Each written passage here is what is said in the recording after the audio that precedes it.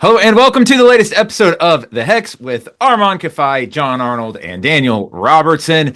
Before we start, as always, hit the like button and let us know in the comments what you think, guys. We have actual soccer that's about to be played. I think they kick off in like 30 minutes. They might kick off when we are recording here in the CONCACAF Champions Cup. And we have got some interesting transfers and maybe MLS in another competition. So let's get into it. The long wait for an MLS team to get back in official action is over tonight as San Diego FC travels. Well, they don't travel. They're going to host Pumas. We also have, I guess it's Tigres going to Forge FC in Canada. There's 5 games, 5 matchups. Looks cold.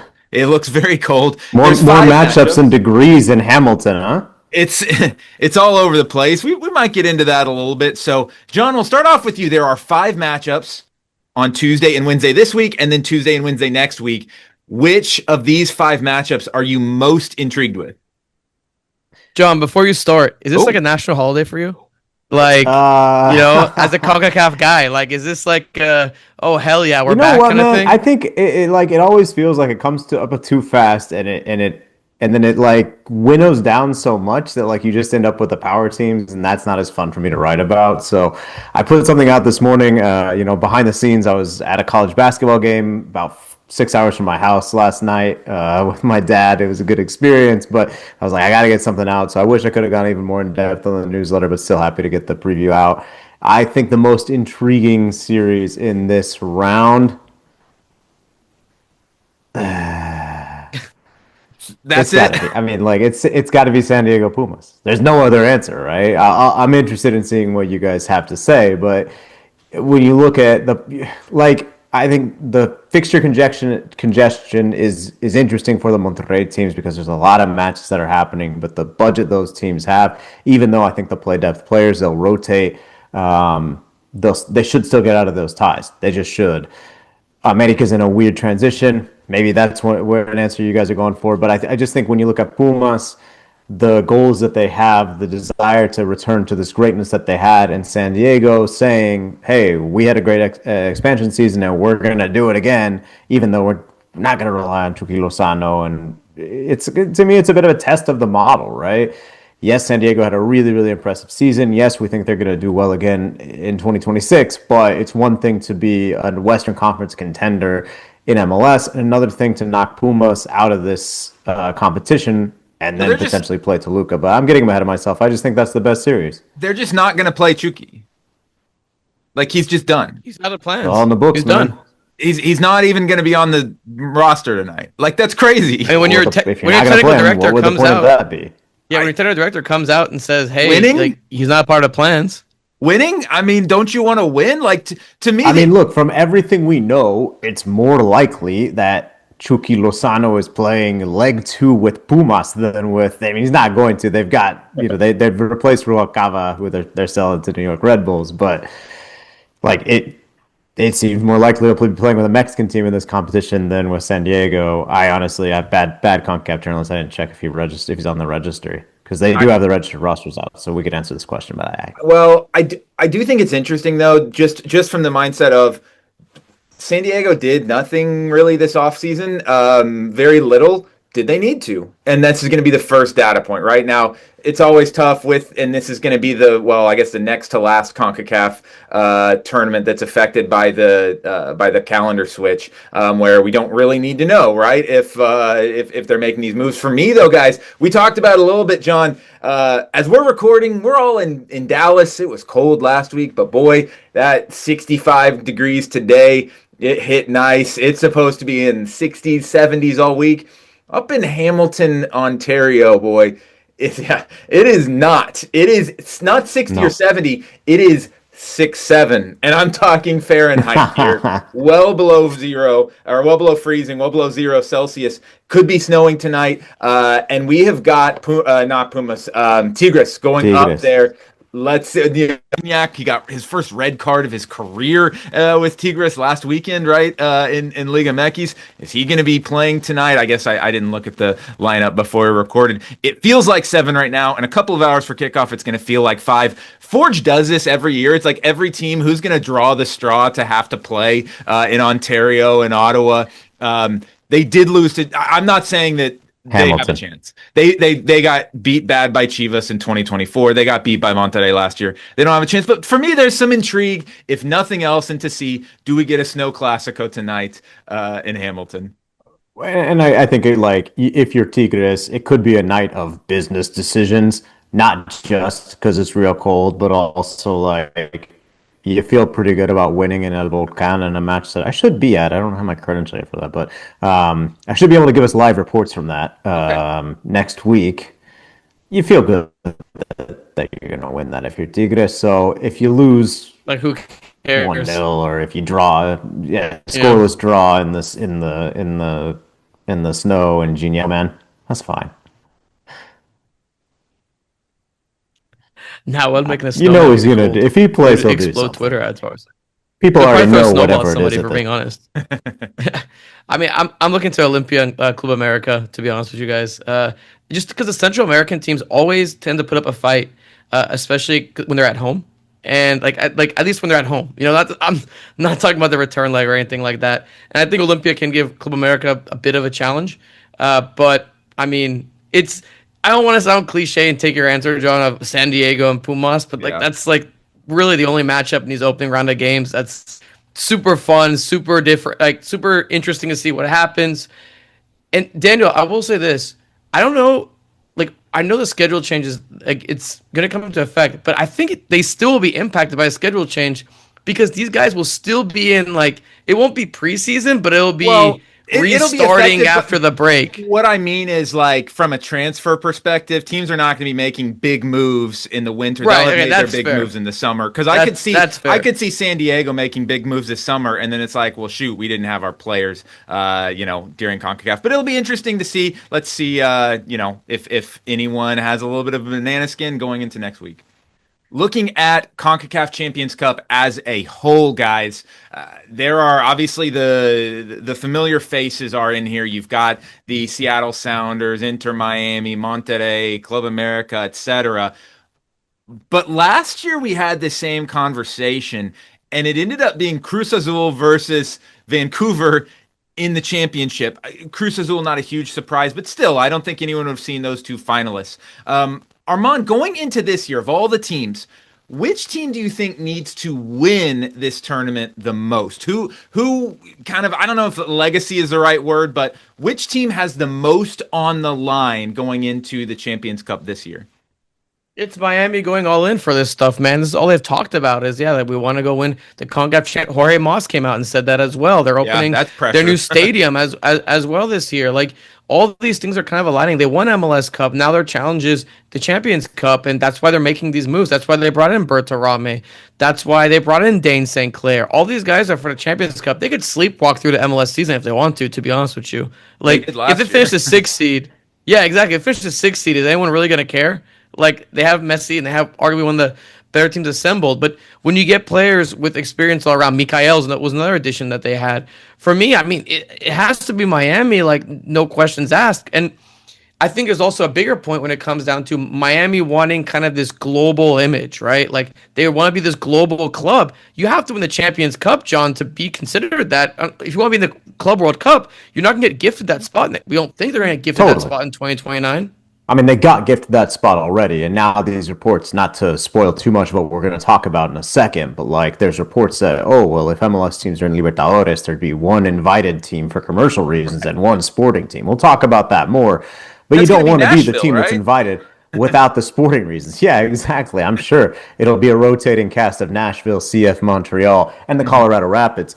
But I think that you want to have those trophies to have them, but also to say that we are prestigious. We are the biggest club in the region, and that's why we should be in Club World Cup, which we've got our place in a sporting way. And we should be in Libertadores, and we got our space in a sporting way. If these ambitions that the club has are global, then they need to win these types of tournaments. And look, this only comes once a year.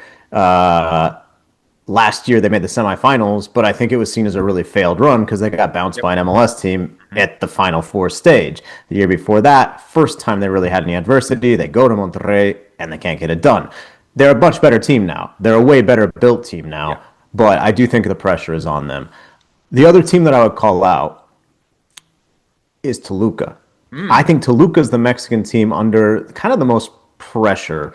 They've won 12 domestic titles. The last 2 titles were won by Toluca, the Diablos Rojos. And Antonio Mohamed, the manager, said after the second title, he said, what's left now is to go for CONCACAF. Kind of, we've proven that we can do it in Mexico. And when you look at the other teams that have said that in the past, Club America, their house is not really in order. It would be really good for them to win Liga MX again.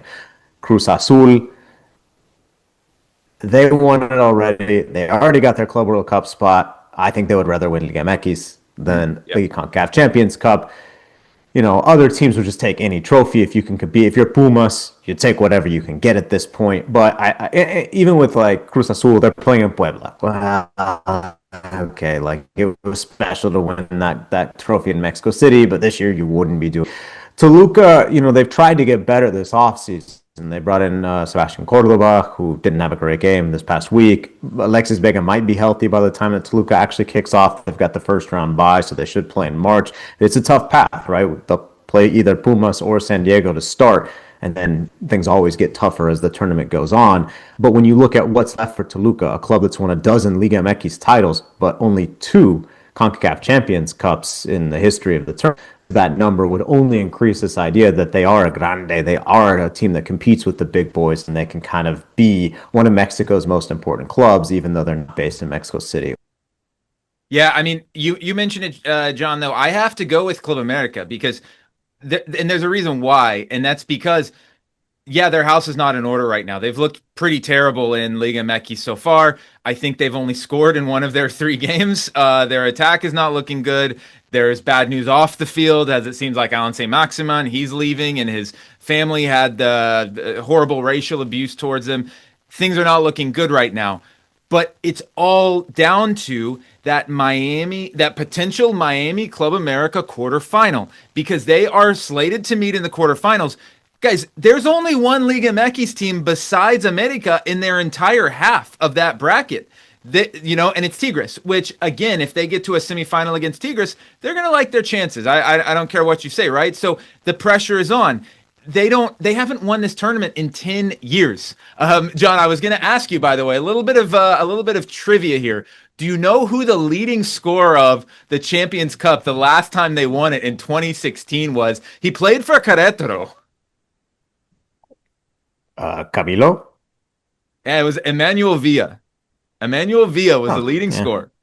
And then Alan Gordon was the second leading scorer, by the way. He had 5 goals for the LA Galaxy. So blast from the past there. But the way it's set up to me, there's that quarterfinal against Miami to kind of say, who's the biggest team in the region? Well, we don't know. I think people have gone back and forth about the dates. Like, would Azteca be available for that game? It should be open by then if it happens. But FIFA takes possession of certain dates, so I'm not really sure, to be honest. I don't want to speak out of turn. But either way, if you get Messi in Mexico City against America, it would be huge. And even though I'm saying I think it's more important for them right now to sort of get the ship righted domestically, after they won the back-to-back titles, that international crown was so important. And part of that is America is a big club that feels like they should be in a tournament like the Club World Cup. So if you don't win it this year, you got 2 more bites at the apple if you qualify for those CONCACAF Champions Cups. So maybe it is America, but I just think Toluca, with the rhythm, and Inter Miami, obviously. To me, the pressure, it has to be on one of those 3 teams. I think we've all answered the question well. Yeah. Great job, team. Good job. Another tournament starts today, the Copa Libertadores, which, for those who are not terribly familiar, that's the South American Champions League. And Liga MX played in this, 10, 15 years ago, John? It was a while back. Not that long. I mean, I think, has it been 10 years, man? Well, but yeah, when I was looking at the 2016 CONCACAF Champions Cup, Gignac was playing in that for Tigres, which is crazy to think about, that he's been with Tigres for that long. Against River Plate at the Monumental. Absolutely crazy. And boy, there is news, and is there really any like very legitimate source on this? I'm not totally sure. It seems like this flares up every single year, but so essentially MLS teams and Liga MX teams being invited back, two teams to Copa Libertadores in the future, John. Do you think this would be a good move for all parties?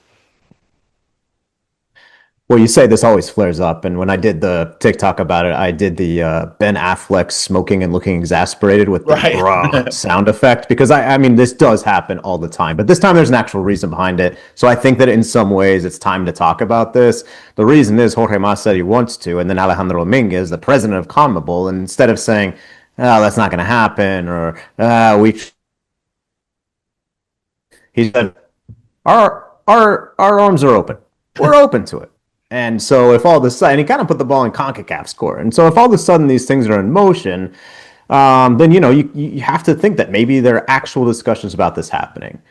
I think there's a lot of questions about how to do this, because it would be cool and romantic and fun to see Messi in Libertadores. And what we think of is Gignac at the Monumental. We think of Chivas at the Bombonera. We think of these amazing moments with these South American fan bases that are going crazy at these beautiful historic stadiums, clubs you've heard of that you see. Maybe your neighbor roots for them.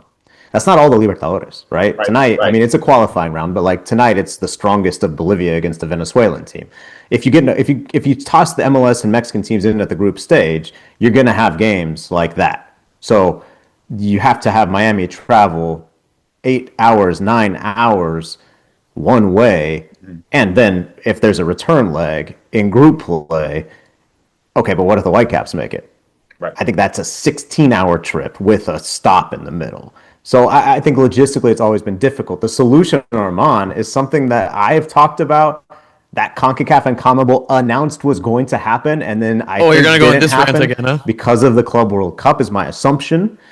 They announced a tournament of 4 teams, 2 from CONCACAF, 2 from CONMEBOL, one site, play each other, and we have a little tournament. You could do that. You could expand it like the college football playoff and make it bloated and have too many teams. Oh, okay, maybe not that. But you have that solves the issue of travel problems, right? It doesn't solve the issue of fixture congestion, but I think like if you are going to add MLS or Mexican teams back in the Libertadores, you have to have an answer for how you're going to do it logistically in a way that doesn't cheapen the product of either the Libertadores or your domestic league, or both if these players are trying to play. It's just not feasible to do. I mean, I saw Ronaldinho in Tijuana. Like, I love this. This is great. But understand that like those teams that came to Tijuana really struggled. It was a big advantage for Xolos. They had a great run, but like, is that great soccer? And then were Xolos able to play great soccer on the weekend after they played those games on Wednesday? I mean, you just really have to get creative with your scheduling, and it already looks very packed, Arma. Just put them in Leagues Cup. Well, throw some teams in Leagues Cup. Then you lose the Bombonera unless you do Leagues Cup Argentina. They're pretty sick, huh? I don't get logistically how it works. I mean, we'd already talked about how MLS teams, like if we're talking strictly MLS, they struggle with how big the country is as a whole. I mean, Martin Paz in an interview with Ajax said, well, America is so big and you have to travel so far that it's really hard sometimes like to perform. Now imagine if you have to increase that by quite a bit. I mean, I get the romantic side of it. We all love romance, but is it increasing it for Miami though? Is it increasing it for Miami? I'm not sure. I mean, yeah, but I mean, if it's just Miami, then is it MLS and Liga MX or just Miami Invitational? I think it's a Miami Invitational. I don't think this is something that's sustainable long term. I think this is saying, okay, Messi is going to be having his. Just do 1 year. Yeah, Messi is going to be having his victory lap. How cool would it be? How much would we talk about one time Messi plays at the Monumental, Messi plays at the Bombonera? How do you assure that happens? You rig it. You have to rig the draw. I mean, right. Literally. But like, what are we doing? I mean, I think like at that point, what is the difference between the Libertadores, one of the best club competitions that we've ever come up with, and a friendly, right? Like if you say, oh, Miami's going into the round of 16 and they're going to face a team of their choosing, MLS Next Pro style, and let's say River gets a top place or Boca gets a top place. That's not guaranteed either. River's not in this edition, guys. Like, if you don't qualify sporting wise, you're not supposed to get in, and that's why I just think it's a very I don't want to say slippery slope because it's like, whatever. If that's what you want to do with your competition, that's fine. And I think we all would understand it. We've seen South America cheapen its history before in search of the almighty dollar.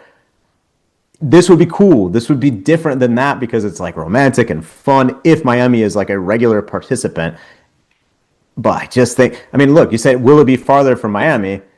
Dude, there's no way. You can't shorten the distance between Miami and Buenos Aires. If that's where they're going. To Rio to play Flamengo, to Chile to play Colo Colo. But then what? Are they going to be in a group with, I don't know, like, do you want to see them play, I don't know, man. Alianza Lima, the friendly Miami they to Bogota is 800 miles less than Miami to Vancouver. Like, let's not act like there's not long trips in the United States as well. But and the other thing you would have to do is you would have to trick up the schedule where it's like, okay, we're gonna go to South America, but we're gonna be there for 2 weeks, and we're gonna play 3 games in those 2 weeks, and our entire group stage is in a 2-week span. We have that weekend off from MLS.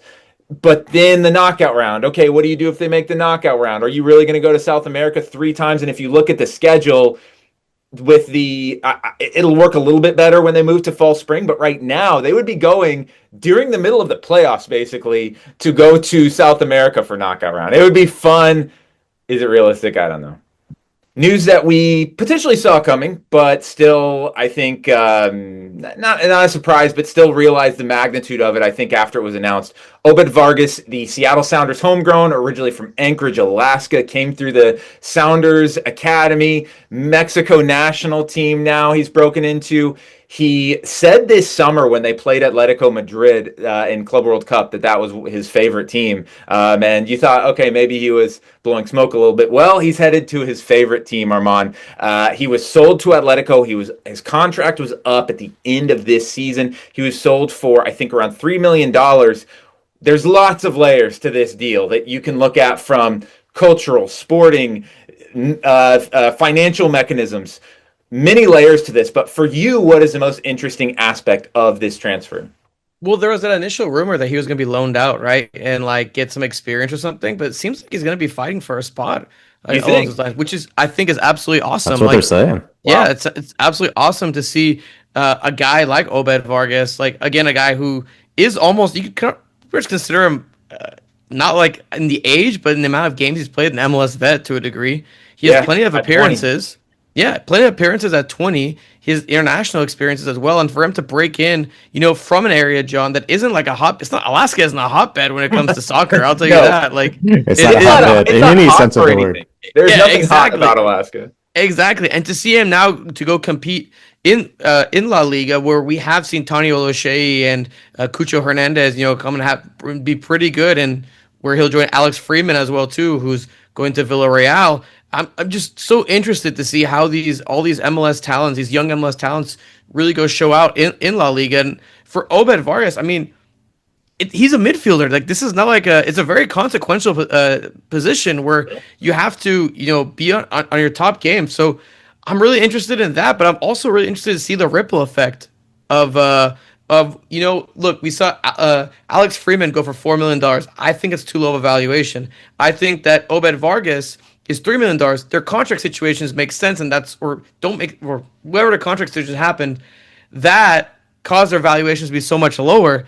But do other European teams start to take more and more advantage of these situations? And it's like, hey, like, we can bring you in, man. Like, just don't send an extension, and we can try to figure something out talking through agents, because I think MLS talent, like, we've seen it perform. We talk about it all the time. We see it perform. Is there a moment where, that these players, again, we talked about last week, reclaim his power, can go for a lot less and achieve their dreams like they want to? That is the most interesting aspect to me, is how we're seeing MLS teams get picked apart with their young talent now. And we are seeing Alex Freeman, Obed Vargas. Now, obviously, Obed Vargas not on the men's national team, not on the U.S. men's national team. He's on the Mexico men's national team. The fact that they're saying, we can get these guys for $3 million on a flyer, that's interesting to me. And John, what's also interesting to me is Obed, like, El Tri, you've talked about this many times, how they have an issue of their young players not going to Europe because there's so much money in Liga MX and so much stability there and guaranteed career stability that they don't go, and it stunts their growth to reach the top levels. Is that how Liga MX now is going to get their top European talent? Is coming through MLS academies? That's crazy. I mean, made in America. Look at the national team right now, man. I mean, even the players that are playing for Chivas, some of the best players came from MLS academies. I think there's like a bit of a pushback to that, as far as like, I think people see that happening, are like, we got to do something here. Where Who's there has been back? I mean, like, I think Chivas specifically are saying, like, we can do this right now, but we have to develop. And they have, like, talented young players that are also getting opportunities. To me, like, this is a bit of a story. You mentioned it, like, it has everything. But to me, it's a story of a young guy getting a chance and taking it. Like, Obed Vargas got pressed into a really difficult situation his first year as a pro. And Brian Schmetzer not only gave him the opportunity and gave him the confidence, but also kept giving him opportunities and confidence. And look, like, he was, for his age, he was extraordinarily tidy and like didn't make mistakes. But when he did make mistakes, which every player does, Schmetzer took it in a way where he used it as a growth moment. I think it speaks to Vargas. I think it speaks to his family. I think it speaks to the Sounders and their pipeline and trusting those young players. But really, to me, like, this is just like, I got to do a couple stories on Obed last year. He's a really cool guy. You say Atletico Madrid's his favorite team. No, Monarcas Morelia is his favorite team. They don't exist anymore. So, you got to find a backup option. And Atleti with Simeone, not a bad backup. Going back to MLS, rumored, not official yet. Maybe it'll be official by the time we publish this on Wednesday morning. Who knows? James Rodriguez posted a photo of him on a plane. Didn't say where he was going, but rumors are that he is headed to Minnesota United. This is a team that needs a good vibe right now, that needs anything good happening to them. John, would James Rodriguez joining Minnesota, even if it's just a short-term deal through the summer, through the World Cup, then we see what happens. Is this a move that makes sense for Minnesota? I think so. You got a team that really likes to be aggressive and score on set pieces, and you got an absolute set piece maestro. That's what he does with Colombia. He play makes a little bit, but for the most part, he is hitting dangerous dead balls, and a lot of times they score off of them. And with Leone, kind of the same, right? They built the team around him a little bit, and he was really dangerous on set pieces. But like when they were trying to ask him to do a little more or change things around, it didn't really happen. So I think this makes sense. I think I said it on the show a couple of weeks ago. Like, some MLS team should give James a call because he does offer you that. It's a nice marketing bump, and he needs a place to play. I think he wants to be in still a league that pays well, where he can command a high salary. Sounds like the reports are he wouldn't be a DP, but probably still making more there than he would in Colombia. So, I think it's fun. Right. I'll tune in more often to Minnesota United this year than I did last year if they've got James on the field. Armand, it's the only reason to tune into Minnesota, right? If they sign him. Wow, you're a hater, huh? I'm not a hater. I'll talk about it in a minute. You go first. That was crazy. That was crazy. The only reason to tune in Minnesota, well, I mean, besides the Haram ball, besides the Haram ball they played last year, I mean, that definitely wasn't fun to watch. I think it's hilarious, like that James Rodriguez is going to Minnesota United out of all places. I mean, it's kind of like Leon, where Leon kind of came out of nowhere, and it was like, oh. Would you say Minnesota United is the Leon of MLS? Yeah, kind of. Not bad. Kind of. Yeah. And again, Johnny, I think you said it perfectly. A team that loves set pieces is going to get a set piece maestro now to like ping balls into the box. And will James do a long throw in too? I'll be interested to see if that's a thing. I'm just interested to see how he sets up though in their system. Right. That's high pressing, that is ball recovering, that is super high intense. How does James fit in there? And Minnesota's a bunch of smart analytical guys. Either their owner told them we're getting this guy and we don't care, or they figured out a way that makes sense for him to fit in Cameron Knowles' system. They want the ball a little bit more too, is what it seems like from their comments. I don't know how he's going to fit system-wise, but I don't know if I care because it's kind of fun. Dude, it doesn't matter. I mean, it doesn't matter. Minnesota needs a good vibe, okay? In the last 9 months, Minnesota has lost their coach. They've lost their captain. They've lost their best young forward. And they've lost 3 of their top 5 most games played ever for the team, with Robin Ludd leaving and another guy that I'm forgetting his name. Dane St. Clair, obviously. But 3 of their top 5 from this last year are leaving. And major transition. Hey, bet on Michael Boxall to score more goals this year. I feel like if Hamas is sending in the corner kicks, Michael Boxall is going to be like 6 or 7 to 1 to score every game. Is this Bet MLS back or something? Like what's going on here? Is back the right people now. Are talking the word on the street. That's well, but how would Armand in that counterattacking setup? Does Hamas, can he play that long ball too? Because that's what they would do, right? Is sit back, defend, and then take off the second they get the ball. Can that fit with Hamas? Well, they're gonna need to hold the ball a little bit more, at least, than like what they were doing last time, like a little bit more. And they're also gonna have to probably design their press a little bit around Hamas as well too. But for a 14-game experiment, I think it's or however long it is, it'll be. I think it's worth the risk. Like, what's the risk there? There's no risk involved. Okay, he's not good. Okay, he sits on the bench. They have so much cap room that it won't impact anything for them. Okay, his contract expires. You replace him with someone else in the summer. I think this is a super low risk move that, again, if they can't get it figured out, all right, his contract expires. You're done. Right. Like, I mean, you kind of look at to me, it's kind of like FC Dallas with Lucho, except a lower risk, right? Because when they brought in Lucho, way lower risk. It was like, we're building the team around him, and then it didn't work, and it totally ruined their season. With Hamas, does it ruin anything? No. And yeah, you said it, John. Like, I'm going to tune into the Minnesota games if he's playing. Wrapping it up this week, guys, the Winter Olympics start tomorrow, technically. Well, I guess if you're listening on Wednesday, they start today with some hockey, some curling. I'm ready for biathlon, one of my favorite Winter Olympic events.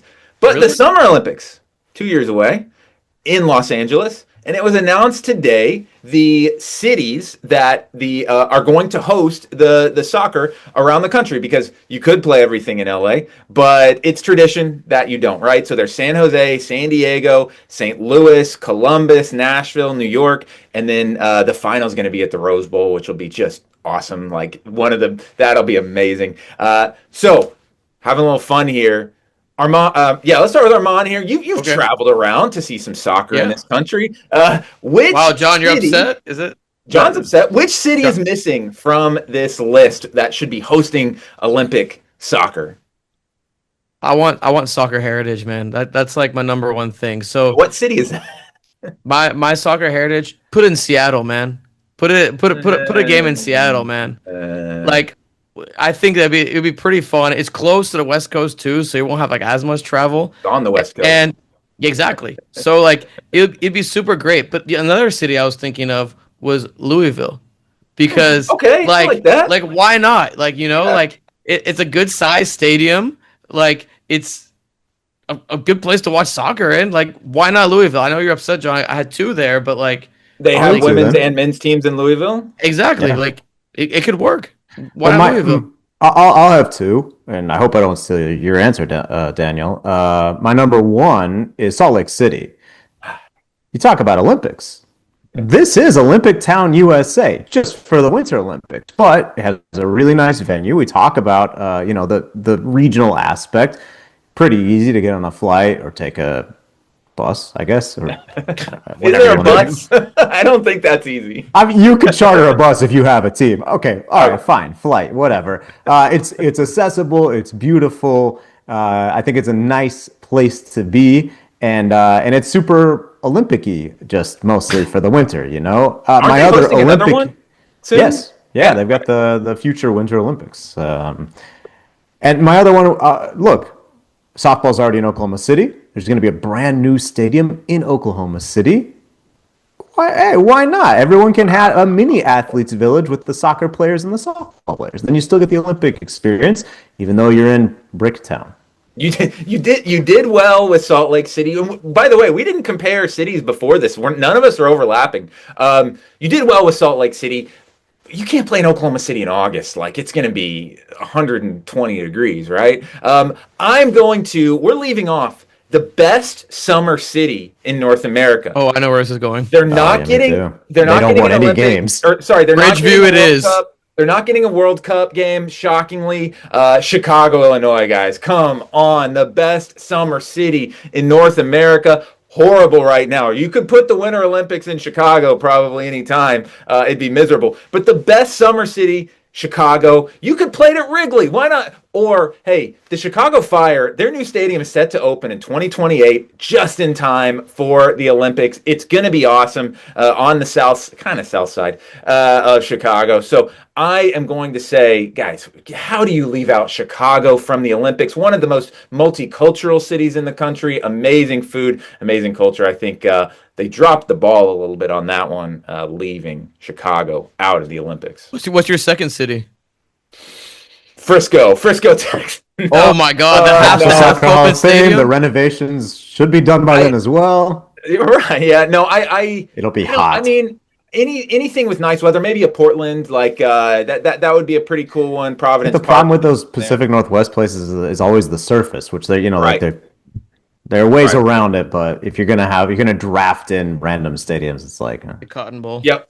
But hey, Chicago Fire Stadium should be having it. But oh well, that's fine. Maybe we'll go to some Olympic soccer. We'll see. I might try to get up to Oklahoma City for the softball. Who knows, right? It's gonna be a tough ticket, man. That is going to be a tough ticket. There's nothing else to do in Oklahoma City, and you got the Olympics coming there. Don't sleep on Vietnamese food. That's wild. All right, well, we'll talk about that on the next show, guys. We are just about to kick off CONCACAF Champions Cup. Thank you for listening, and we will catch you next week.